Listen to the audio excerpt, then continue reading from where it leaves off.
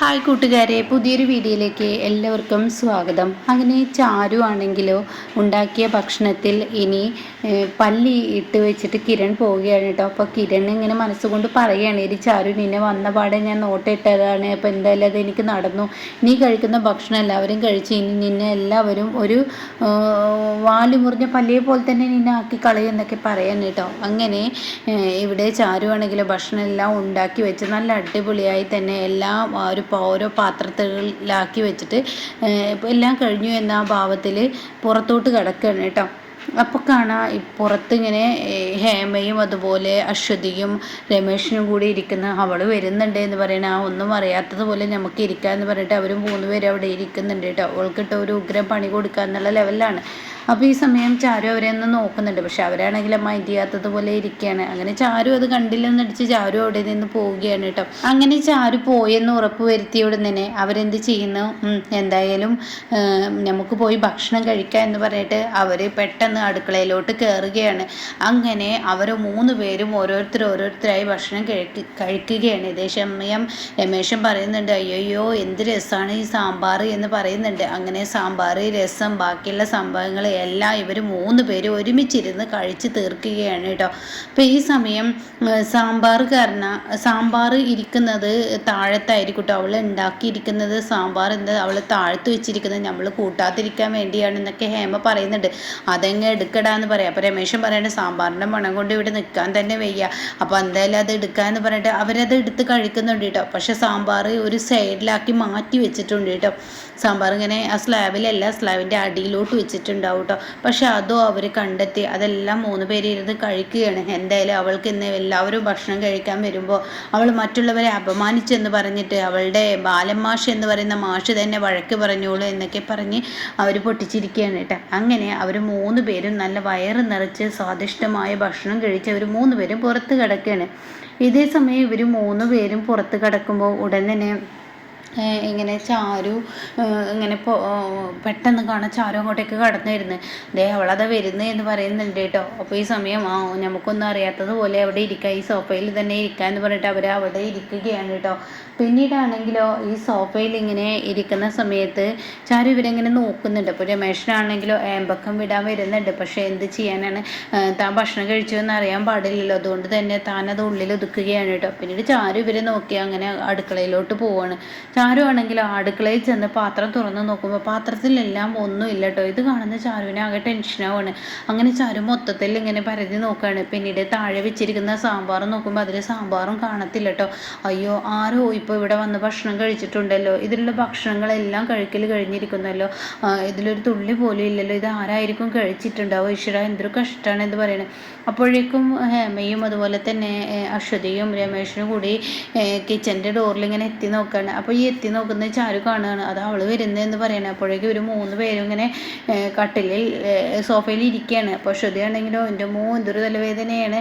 ഇവിടെ ഹേമയാണെങ്കിലോ പെട്ടെന്ന് സാരി എടുത്ത് ഇങ്ങനെ മടക്കി വെക്കുന്നത് കാണിക്കുകയാണ്. പക്ഷേ രമേശനാണെങ്കിലോ 1947 എന്തൊക്കെ ഇങ്ങനെ പറഞ്ഞിട്ട് ഇങ്ങനെ ആ രാഷ്ട്രീയ സംസാരിക്കുന്നത് കണ്ടിട്ട് ഉടൻ തന്നെ ഇവിടെ അശ്വതിക്ക് ദേഷ്യം പിടിക്കുന്നുണ്ട് കേട്ടോ. അപ്പോഴാണ് ചാരു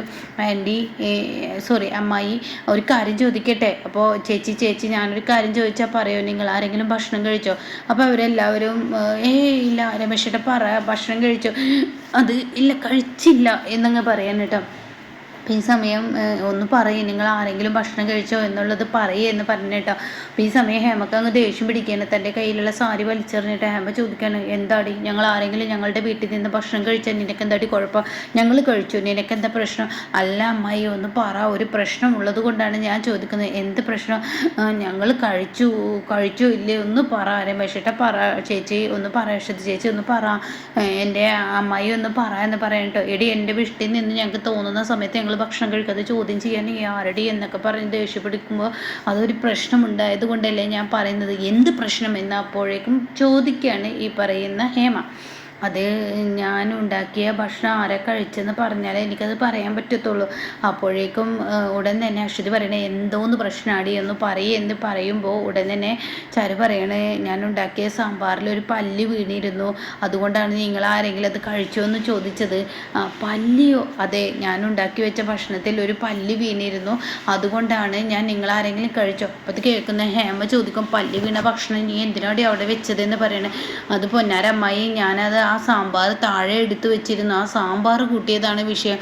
അത് കേൾക്കുന്ന രമേശൻ പറയണ അയ്യോ ആ സാമ്പാറിൻ്റെ ടേസ്റ്റ് കൊണ്ട് ഞാൻ ക്ലാസ്സിലാക്കി 4-5 തവണ കുടിച്ചതാണല്ലോ ഈശ്വര, എനിക്ക് പേടിയാവുന്നു എന്ന് രമേശൻ പറയുന്നുണ്ട് കേട്ടോ. ഈ സമയം ചാരു പറയണ അമ്മായി അതുകൊണ്ടാണ് ചോദിക്കുന്നത്. അപ്പോൾ ഉടൻ തന്നെ എങ്ങനെയാടി പല്ലി വീണത് പിന്നെ നീ കണ്ടത്? എൻ്റെ അമ്മായി ഞാൻ സാമ്പാർ ഉണ്ടാക്കിയപ്പോഴാണ് എനിക്ക് ഓർമ്മ വന്നത് അതിൽ മല്ലിച്ചപ്പ് ഇട്ടില്ലല്ലോ എന്ന്. അങ്ങനെ അത് ഇടാൻ വേണ്ടി ഞാൻ തിരികെ കിച്ചണിലോട്ട് പോയി, എന്നിട്ട് ഞാനത് അരിഞ്ഞ് മല്ലിച്ചപ്പിട്ടു. ആ സമയം അതൊന്ന് ഇളക്കി കൊടുത്തപ്പോൾ അതിൽ നിന്ന് പല്ലി കിട്ടി. ഈശ്വര, ദൈവം എന്നെക്കൊണ്ട് തോന്നിപ്പിച്ചതായിരിക്കില്ലേ ഈ മല്ലിച്ചപ്പിൻ്റെ പേരിൽ ഞാൻ ഇങ്ങോട്ടേക്ക് വന്നത്. അതുകൊണ്ട് ഈ സാമ്പാറിൽ പല്ലി വീണത് കണ്ടു, അല്ലെങ്കിൽ എല്ലാവർക്കും ഇന്ന് എന്തെങ്കിലും സംഭവിച്ചിരുന്നെന്ന് ചാരു പറയാണ്. അങ്ങനെ ചാരു ആ പല്ലിയെ പുറത്തോട്ട് ഇട്ടിട്ട് ഈ സാമ്പാർ ഇനി ആരും കൂട്ടണ്ട, ഇത് വേസ്റ്റിലോട്ട് കളയാം, ഇത് താഴെ ഇരിക്കട്ടെ എന്ന് പറഞ്ഞിട്ട് സാമ്പാർ താഴെയിട്ട് വെച്ചിട്ടാണ് ഞാൻ പോയതെന്ന് പറയുമ്പോൾ ഹേമ പെട്ടെന്ന് കാണാൻ തല ഇറങ്ങി വീഴുന്നു. അപ്പോഴേക്കും അശ്വതിക്ക് ഛർദ്ദിക്കാൻ വരില്ല, അശ്വതി പിന്നീട് ബോധം കെട്ട് വീഴുക. രമേശിനും അതേപോലെ ബോധം കെട്ട് വീഴുകയാണ്. അയ്യോ അമ്മായി, ആൻറ്റി, അങ്കിള് എന്നൊക്കെ ആൻറ്റി, രമേശേട്ടാ എന്നൊക്കെ പറഞ്ഞ് ഇങ്ങനെ വിളിച്ച് നോക്കൂ കേട്ടോ. പക്ഷെ ആരും വിളി കേൾക്കുന്നില്ല. അപ്പോഴേക്കും വേഗം പോയിട്ട് ചാരു ഇനി പുളിവെള്ളം കലക്കി കൊടുക്കുക, അതാണ് നല്ലത്. പുളിവെള്ളം കലക്കി കൊടുത്താൽ എന്തായാലും വൊമിറ്റ് ചെയ്യും, അവരുടെ വയറ്റിൽ ചെന്ന ഭക്ഷണങ്ങളെല്ലാം പുറത്തോട്ട് വരും, അതായിരിക്കും നല്ലതെന്ന് പറഞ്ഞിട്ട് അമ്മായി എന്ന് പറഞ്ഞിട്ട് പെട്ടെന്ന് പുളിവെള്ളം കലക്കിയിട്ട് അമ്മായിയുടെ വായിലോട്ട് കുറച്ച് ഒഴിച്ചു കൊടുക്കാനായിട്ട് അമ്മായി ഒന്ന് വാ തുറക്കാം അമ്മായി, ഇത് പുളിവെള്ളമാണ്, ഇത് കഴിക്കമ്മായി, കുടിക്കമ്മായി എന്ന് പറഞ്ഞിട്ട് തൻ്റെ അമ്മായിയുടെ കവിളിങ്ങനെ ചെറുതായി കൂട്ടി പിടിച്ച് അതിലോട്ട് ഒഴിച്ചു കൊടുക്കണം കേട്ടോ. അത് കുറച്ചങ്ങ് കുടിക്കുമ്പോഴേക്കും അമ്മായിക്ക് വൊമിറ്റ് ചെയ്യാൻ വരികയാണ്. അമ്മായി ഛർദ്ദിക്കാൻ വരുമ്പോൾ അമ്മായി ഓട്ടോ ഓടുകയാണ്. പിന്നീട് ഇതേപോലെ അശ്വതിക്കും ചെയ്ത് കൊടുക്കണം കേട്ടോ. അശ്വതി ചേച്ചി ഇതൊന്ന് കുടിക്കുക എന്ന് പറയണേ. അങ്ങനെ അശ്വതിക്കും അത് വായിൽ ഒഴിച്ചു കൊടുക്കണം. ഇതേപോലെ രമേശിനും കൊടുക്കും കേട്ടോ.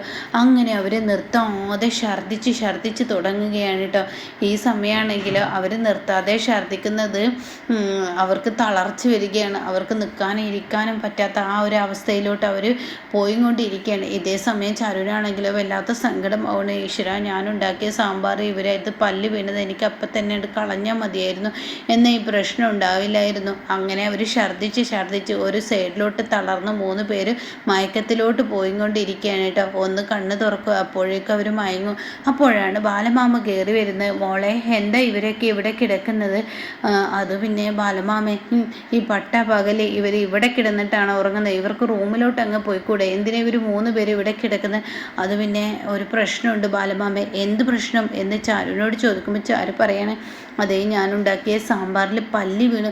ഈശ്വര, എന്താ ഈ പറയുന്നത്? ആ പല്ലി വീണതിൽ ഇവരെല്ലാം എടുത്തത് കഴിക്കുകയും ചെയ്തു. എന്നിട്ട് ഇവർക്ക് എന്തെങ്കിലും പ്രശ്നമുണ്ടോ? ഞാൻ പുളിവെള്ളം വായിലൊടിച്ചത് കൊണ്ട് തന്നെ അവരൊരുപാട് ഛർദ്ദിച്ചു, അതിൻ്റെ ക്ഷീണമാണ്, അതിൻ്റെ മയക്കമാണ് അവരെല്ലാം കാണുന്നത് എന്ന് പറയാനിട്ടോ. അപ്പോഴേക്കും ചെറുതായി ഇവരിങ്ങനെ കണ്ണ് തുറക്കുന്നുണ്ട്. എടി, ഞങ്ങളോട് ഈ ചതി ചെയ്യേണ്ടായിരുന്നു എന്ന വിഷമത്തിൽ അവരിങ്ങനെ ഇടയ്ക്കിടയ്ക്ക് കണ്ണ് തുറക്കുമ്പോൾ ബാലമാമ പറയണം, അതെ, ഒന്നും പറയാനില്ല, അവർക്ക് ദൈവം കൊടുത്ത ശിക്ഷയാണ്, ദൈവത്തിൻ്റെ അടുത്ത് നിന്ന് വന്ന ശിക്ഷയാണ്. നീ ഉണ്ടാക്കി വെച്ച ഭക്ഷണം 3 പേരും നീ ഉണ്ടാക്കി വെച്ചതിന് ശേഷം ഒരു സഹായം ചെയ്യാതെ 3 പേരും ആരും കാണാതെ എടുത്തു കഴിച്ചു. എന്നാൽ ദൈവം അത് കാണാതിരിക്കില്ല. നിന്നെ കഷ്ടപ്പെടുത്തി മറ്റുള്ളവർക്ക് മുന്നിൽ അപമാനിക്കാനായിരുന്നു അവരുടെ ലക്ഷ്യം. പക്ഷെ ആ ലക്ഷ്യം ദൈവം അത് വെറുതെ വിടാൻ തീരുമാനിച്ചിട്ടില്ല. അവർക്ക് തിരിച്ചടി കൊടുത്തത് കണ്ടില്ലേ? ഇതാ പറയുന്നത്, ആരോടും ഇങ്ങനെയുള്ള ചതികളൊന്നും ചെയ്യരുതെന്ന്. ഇപ്പോൾ അവർക്ക് എത്ര പെട്ടെന്ന് കിട്ടി. അപ്പോൾ എമ്മങ്ങനെ ചെറുതായി കണ്ണു തുറക്കാനിട്ട്, അല്ലെങ്കിൽ നിങ്ങൾ നിങ്ങളുടെ പെങ്ങളെ മോളെ ന്യായീകരിക്കത്തേ ഉള്ളൂ. ഞങ്ങൾ ഈ അവസ്ഥയിൽ കിടക്കുക എന്തോന്ന് അവസ്ഥ? നീ ഉണ്ടാക്കി വെച്ചതല്ലേടി. ചാരുവിനെ എല്ലാവർക്കും മുന്നിൽ അപമാനിക്കാൻ വേണ്ടിയല്ലടി അവൾ ഉണ്ടാക്കിയ ഭക്ഷണം കട്ട് കഴിച്ചത്, അതിന് ഈശ്വരൻ തന്ന ശിക്ഷയെ അതങ്ങ് വാങ്ങിച്ചോ എന്ന് ബാലമാമ പറയാൻ കേട്ടോ. അപ്പോൾ ഇങ്ങനെയൊക്കെയുള്ളൊരു എപ്പിസോഡാണ് ഇനി വരാനിരിക്കുന്നത്.